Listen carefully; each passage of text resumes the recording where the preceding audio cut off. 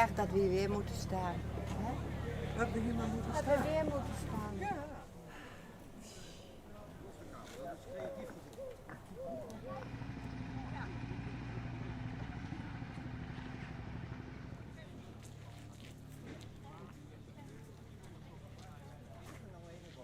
Goedemorgen. Oh, ja, ik loop wel overheen. Al die stroomkabels die komen er te lezen. Hè? Wat voor gevolgen had dat dan? Nou ja, die stroomkabel komt op de oostpunt van Schiermonnikoog. Een heel ongerept natuurgebied. Waar de natuur de baas is. Waar eeuwenlang zeg maar, het landschap zich heeft gevormd. En daar willen we dan die kabel doorheen trekken. Niet alleen over Schier, maar ook dwars door de Waddenzee.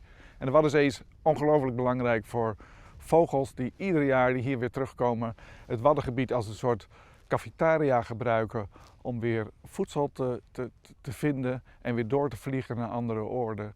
En ja, in dit gebied moeten we niet van dit soort kabels leggen. En er zijn echt ook alternatieven. We denken dat het in de Eemsmonding meer oostelijk aan de rand van het Wad veel beter kan. Dat kost misschien meer geld, maar laten we alsjeblieft ons grootste natuurgebied van Nederland met de werelderfgoedstatus niet aantasten door dit soort kabels. Wat gebeurt er dan in concreto, hè? Zo'n kabel? Hoe kunt u dat uitleggen? Nou, er moet nu 1 aanlanding plaatsvinden. Dat zijn de plannen die nu voorliggen. Maar in feite zijn het ook 2 kabels die 100 meter uit elkaar aangelegd worden. Dus ze moeten in ieder geval 2 keer door dat wad. En ze passeren zeegrasvelden, ze passeren mosselbanken, ze passeren hele diepe geulen, ze passeren het eiland. En er zijn allemaal verschillende technieken voor nodig om dat te doen. Met heel veel materieel op het wad.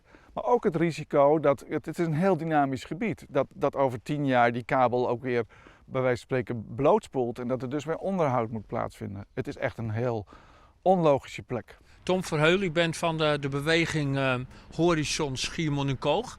Wat heeft het opgeleverd, dit gesprek zojuist? Nou, 1 heel duidelijk opvallende uitspraak. De minister Blok heeft gezegd dat als dat hij opnieuw gaat kijken, dat wordt al gedaan, naar de verschillende tracés. En hij zei dat hij voor de hoogspanningskabel, er gaat er één van de tracés gaat dwars door Schiermonnikoog en de ander gaat noordwestelijk van Borkum naar de Eemshaven. Hij heeft gezegd het zou fantastisch zijn als de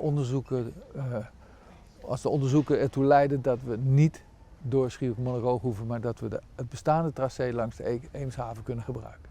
Het zou echt fantastisch zijn. En voor jullie dus ook? Ja, dus hij voelt dat dat een belangrijke beslissing zou kunnen zijn. Hij staat daarin dus niet helemaal neutraal in. En dat vind ik hoopvol. En wat voor gevoel houdt u hier aan over?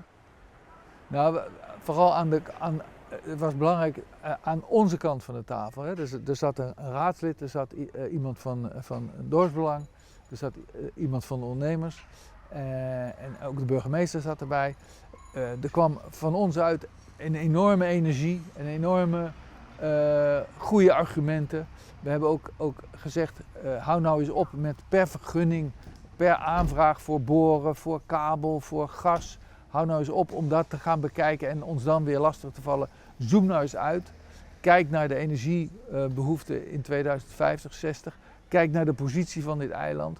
Kijk hoe kwetsbaar we zijn. Kijk naar ons belangrijkste, ons toeristisch product. De mensen komen hier voor de rust, komen hier voor de wijsheid en komen hier voor de natuur.